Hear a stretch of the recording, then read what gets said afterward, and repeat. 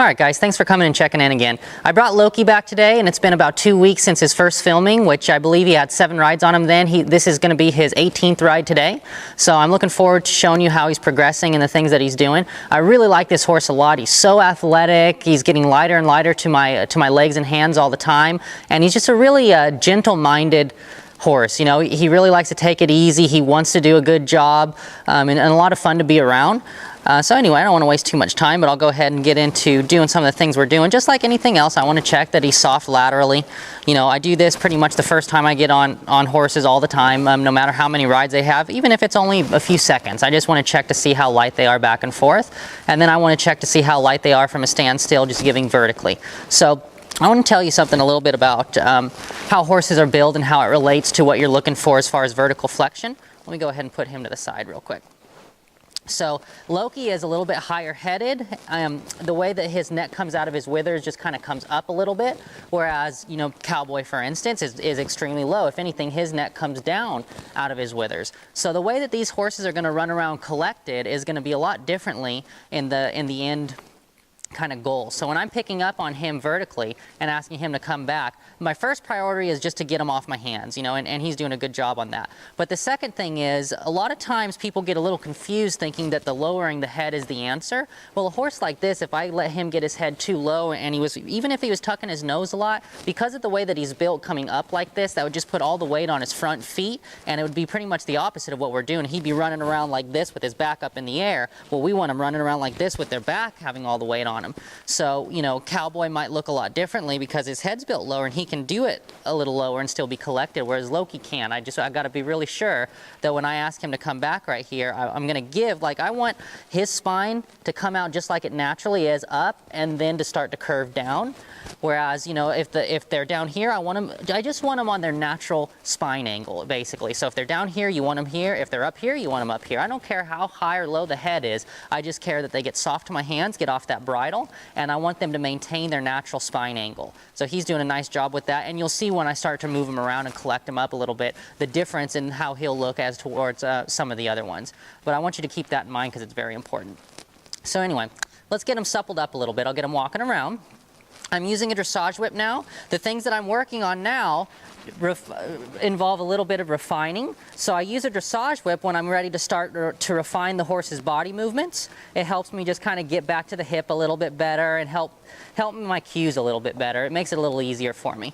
So I want to be able to make sure I'm bending him around my inside leg. Loki isn't a really fabulous bender. So what I'm doing is every day I get out and ride him, I'm finding the point to where he's a tad bit uncomfortable, and I'm asking him to start getting more and more comfortable there. If I always make it just a tad bit uncomfortable and then he starts to get it, we're going to keep on improving. Whereas if I only ask what's easy for him, well, this is pretty easy. So if I just kept it in there all the time, he's like, hey, this is nice. I could do this all day long. The thing is, he's never going to get any better. So he's a little uncomfortable here, so I'll hold it, and then when he gives, I'll release. If he's just a little uncomfortable, you're going to get better. If they're a lot uncomfortable, you'll either get them worried or else you're just not going to have any improvements whatsoever. Now bend him around my right leg. I actually really like the shape that he's getting around my leg right here. Notice his hind feet right here. They're kind of crossing over back there. That tells me that he's really got a lot of bend in his rib cage. If those back feet don't cross over, then they're usually too straight in their body. And that's not what you're looking for in this exercise. You're looking to basically get them limbered up, get their inside muscles to contract and their outside muscles to expand. Just get them nice and loose for the day. After I do that, I'll go ahead and check on their shoulder control. Basically what we're doing now, I mean, it resembles a spin, but I don't want to get too picky and actually call it a spin because all it is really getting better shoulder control at this point. All I'm going to do is go from my bending exercise and then give him the cue with the neck rein, which is here, and ask him to take some steps across. I'm looking for him to be light and responsive off of that. I'm not too concerned that his nose was kind of poked out, his head was a little bit high. I'm not worried about that at this time. I just want to make sure that the shoulders are doing what I'm looking for and that he's not leaning on that. So ask him with the neck rein here. My right leg's not on him at this point because the neck rein is the cue. So now you see how he's kind of stopping and leaning. Now I'll just kind of bump right here with my right leg. My leg is what backs up the rein. And there, release him out. So right now the left door is closed, the right door is open. He's bending around my left leg. Now I'll open the left, close the right. Kind of kick him there we go. What I'm looking for is for him to just be very, very light and have a nice rhythm to that movement. Step, step, step, step. There, pretty good right there. So now I'll go to the other side. Until they get confident and are able to do 2 or 3 little circles there just right off the bat, not leaning or anything, I don't worry about where they're carrying their head as far as high or low. I'm not going to ask them to collect or anything like that, because you're only going to mess up the feet if you do that.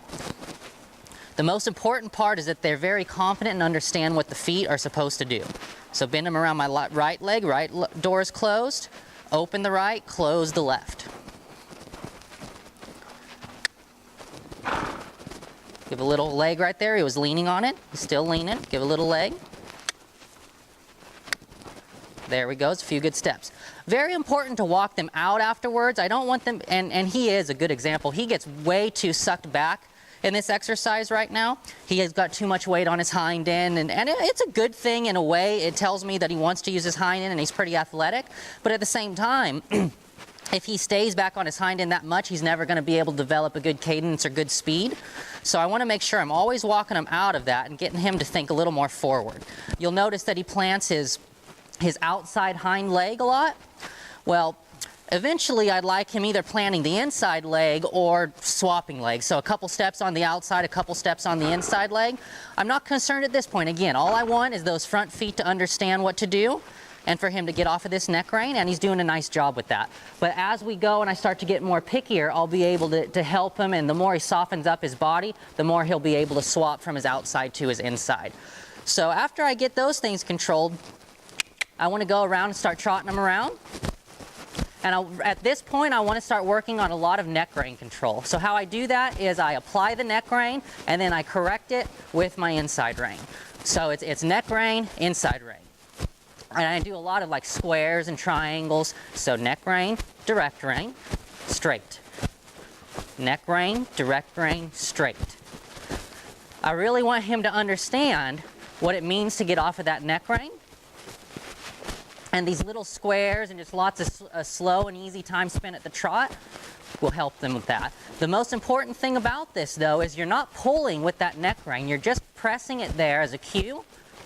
And then you're bringing the nose in with that direct rein. Even if he went left, but his nose wasn't looking, I'd still pull in with that left rein anyway. The most important thing is that their nose looks where they're going. You don't want him running around like this, you know what I mean? Because you're just pulling him around. That's not what you're looking for at all. You're looking for the nose to lead, the shoulders to follow. Let's go with the left rein, right rein. Here. Lots of little squares and patterns. I like to make a sharp turn and then go straight because it helps those horses keep their shoulders up during the turn. I don't want them to just be, if I did this all the time and just fell in, well, before you know it, I'll pull that neck rein and they're just going to fall those shoulders to the right. That's not what you want. You want them to stand up and stay balanced. So that's why this straight line afterwards helps. Just like that. Here, just like that. Also, I want to make sure that every time I give him that stop word that he knows exactly what that means. So I'll go here, my hands are forward. Whoa.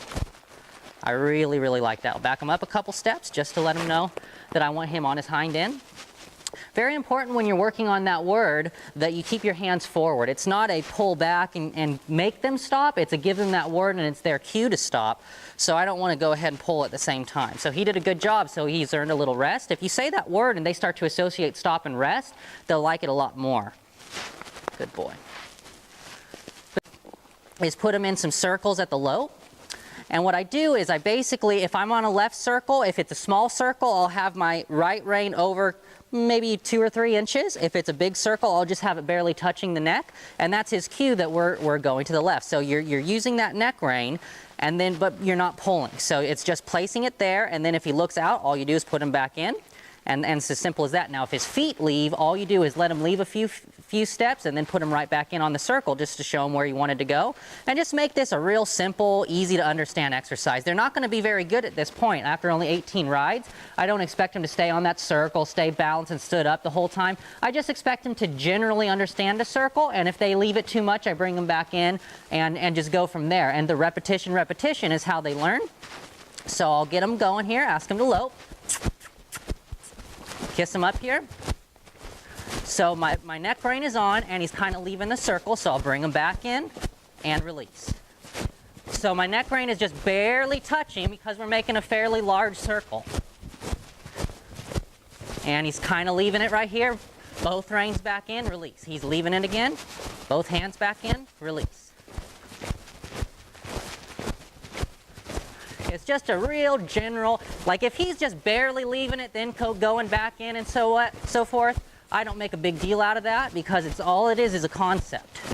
Get him to understand it. Now he's leaving the circle completely in that same spot over there. So if they keep on doing it in the same spot, you can over exaggerate the correction. Like let's see right here, he's leaving. So I'll pull him around, bring him right back through the center of the circle, and then get him back on here. So it's just over exaggerating the correction. So he'll start to think, oh, get into that circle. So right here, get him back into the circle, and now back right on the line. I can also ask him to collect up, squeeze with my legs, pull back with my reins. He's getting pretty soft with that. Good. If I'm not squeezing with my legs, I don't want him to keep going forward. I just want him to stop. Pick him up. Wait till he really softens and rounds his back. Pretty nice right there. Good. Again, I'll go ahead and bring him through the center and give him that stop word. Cool. Really like how he's kind of attacking the ground right there. He's got a lot of natural stop to him. Good boy, Loki. So let him rest there for a moment. Tell him he did a good job. So these circles, they just get gradually better over time. You know, they'll be all over the place at the beginning, and then you'll notice they'll start to soar to stay in a circle. But every day, they just understand more and more that if they leave it, you're bringing them back in. Same way if they cut it on the inside. So if you're going to the left and he's falling in like this, just bring these reins up like this, press them with that left leg and get them back out, and then release them back on that circle. They just need to know that that's the sweet spot. No matter what diameter it is either. If it's a small one, stay on the small one. If it's a big one, and you can pick your sizes and mix it up quite a bit too, so they understand. If that neck rein's only over a tiny bit, barely go that way. If it's over a lot, then go a lot. Good boy. I'd do the same thing going the other direction as well if I was working them out normally, but I don't want to spend too much time on the camera doing it. But I do want to show you some other type of suppling exercises. So after I've loped some circles and got them nice and broke to doing things like that, then I'll start to do some suppling exercises at the trot. Lots and lots of leg yields. I really like to get my horses doing some leg yields, get them soft off of my leg mainly, but the secondary thing why I do leg yields as opposed to two tracking or half passing is because it really breaks loose the withers and the head and neck. And that's what I need at this early stages. So I'll apply my left leg, tilt their head. There we go. So what I'm looking for is that he's going with his body to the right, but also going forward at the same time while looking to the left. Left leg. Good boy. So he's getting softer and softer to that, so I'm able to hold on to that head a little bit longer and ask for him to give a little vertically as well. At the beginning, it's kind of just like this. Once they get it, though, I start to ask them for a little more vertical flexion as well, and I'm not going to reward them because he just understands a little bit better every day. Go ahead and switch my dressage whip to the other side. Ask him with my right leg. Get off here. Really nice. He's staying nice and light to my leg. I haven't had to apply the spur or the dressage whip yet, which is great. Those spurs and dressage whips, they're not a cue, they're a backup. If he doesn't listen to the calf, then that's when you apply the spur or the dressage whip. So if his shoulders were lagging, I'd probably use my spur a little bit, bring it forward. If his hindquarters was lagging, I would use my dressage whip and just go back there, tap, tap, tap on his butt a little bit. So he's not really going to the right or to the left here. So I'll tap, tap, tap and get him over there. he was just kind of going straight while looking to the right, but I want him to actually go to the left. Tap, tap, tap. That's better. Good boy. Bring him over here. Off the leg. Good. And we also just started introducing counter bending, which is the same. It basically looks the same, except the shoulders are moving a lot more.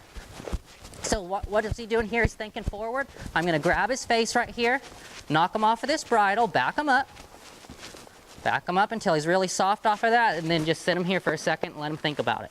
He just kept on wanting to go a little bit faster there, so I didn't stop him in the middle of it. I let him commit to whatever he was thinking, and then I stopped him and backed him.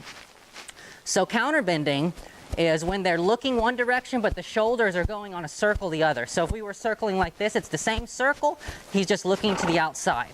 So I'll press with my right leg, and my right leg is just a little bit forward of where it naturally rests. And that's because it's a shoulder exercise. Good boy. And then release him. That's his cue saying he did a good job. So it's kind of wobbly and everything. He's only had a few days practice, but every day it's going to get more and more sure. He's going to understand what he's supposed to do a lot better. And that's actually pretty solid right there.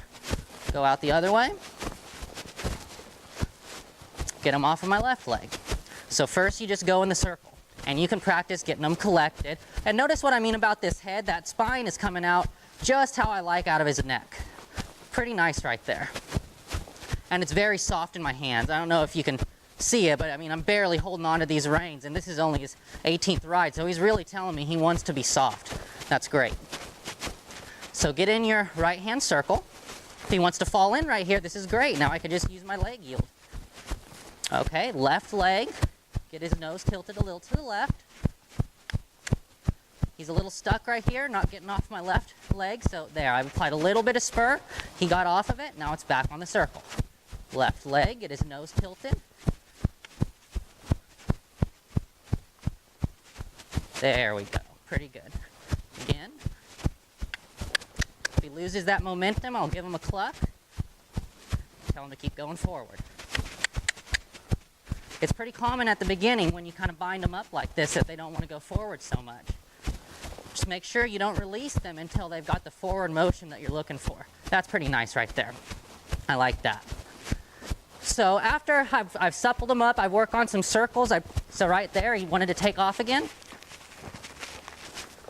So what I think happened was I gathered up my reins. Let me turn a little bit. I gathered up my reins, and then I kind of tapped him in the butt right here a couple times on accident, and I think he thought I meant go forward. He needs to know, as he gets more and more broke, this should be able to move all around, tap him wherever, and it means nothing if my legs aren't squeezing.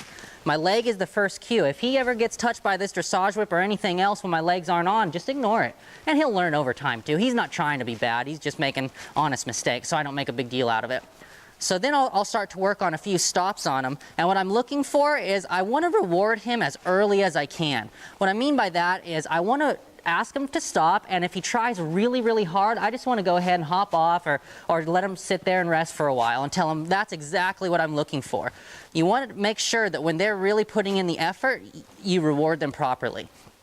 But if it's not good enough, all I do is I stop him myself, I back him, turn him, and then I try again. So we'll just go back and forth and ask him for a couple stops here.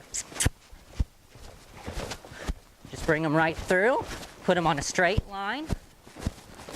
Cool. So a little front endy, not really as quality as he should do, or as I expect him to do. So I back him, turn him around,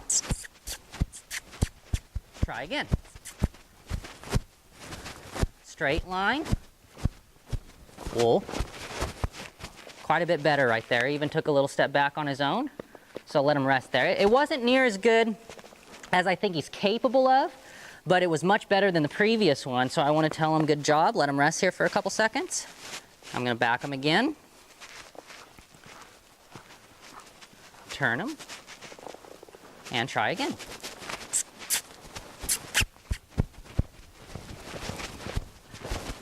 It never hurts to just check on this collection.